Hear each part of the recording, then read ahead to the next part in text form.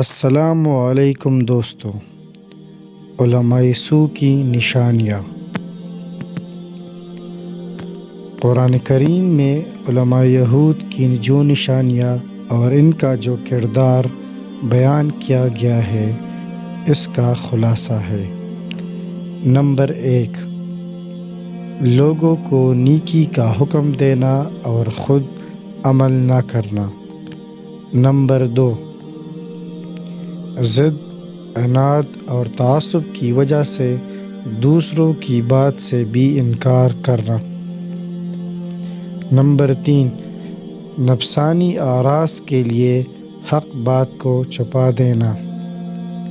Number 4، سرداروں اور سرمایہ داروں کو خوش کرنے کے لیے حق بات کو بدل دینا۔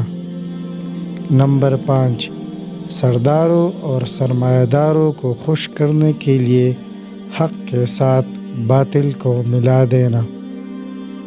نمبر 6، خادمان دین نہ ہونے کے باوجود لوگوں سے یہ توقع رکھنا کہ وہ ہماری خدمت کرے۔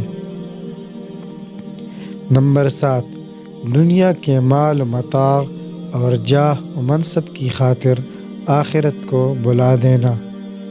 نمبر 8، غرور، تکبر اور تفاخر کی بیماریوں میں مبتلا ہو جانا۔